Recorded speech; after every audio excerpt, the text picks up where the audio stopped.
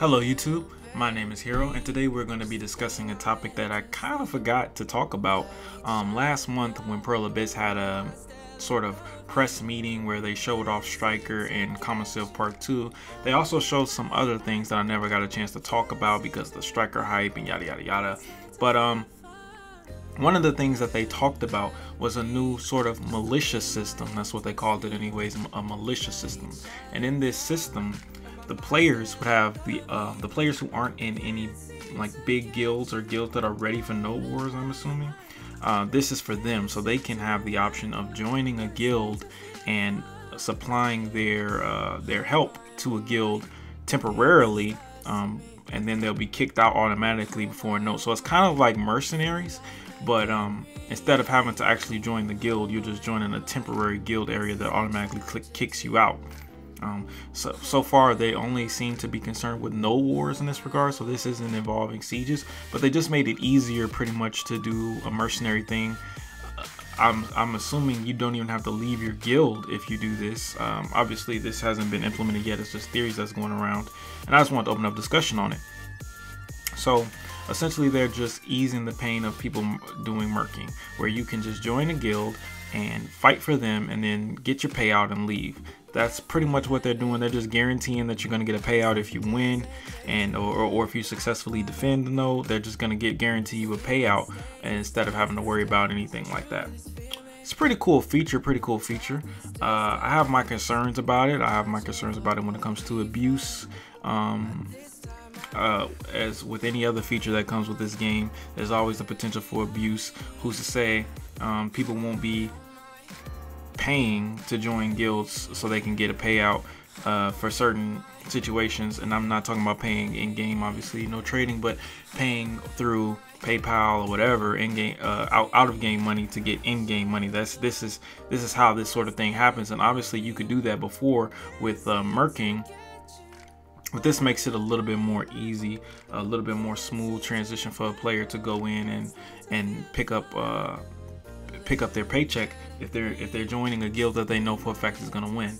But on the other side, it's going to allow a lot of people who are in those smaller guilds who maybe might not be geared but still want to participate in node wars to be able to join a guild temporarily to participate. If a guild needs a few more numbers, maybe they don't have enough people coming that day, maybe their attendance is a little low that day, they can get a few extra numbers in for maybe a smaller guild to join in, and they can do some PvP, get some fun in, win or lose, and then if they win, they get a nice payout.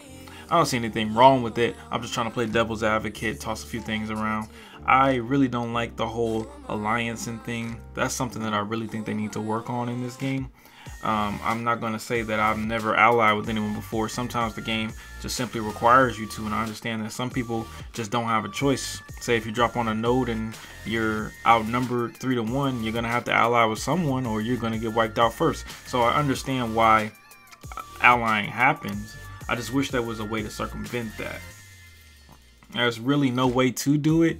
The only thing that I could think of is perhaps if one guild owns a territory and you drop on that same node or territory, if your guild drops on that same node or territory to help the other guild win 3 times in a row, then you won't be able to drop on the 3rd week or something like that, or on the 4th week. They give you a timeout, like, hey, you've dropped here 3 weeks in a row, you would never won, take a break for this week, go somewhere else, you know, something like that. But once again, there's a way to get around that too. I don't know. Alliances kind of just took over this game. It's always been like that since the beginning, though. Nothing you could really do about it, but it is what it is. I really wish that they would have made the cap for guilds more like 50 instead of 100.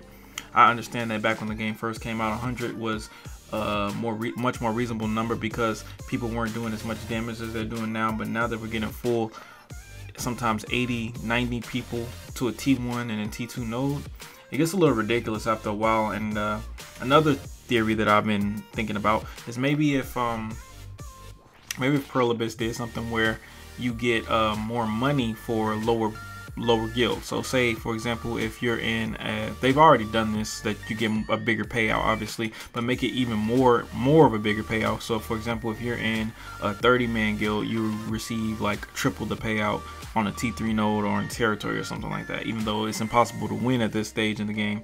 And maybe if you're in a 60-man guild, you get twice as much, or a 50-man guild, you get twice as much. I don't know, just throwing some ideas out there.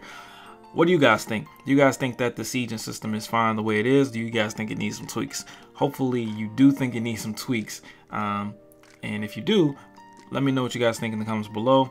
Hit me with a like if you like the video. Subscribe, follow me on Twitch, BDO Hero. See you guys next time. Peace.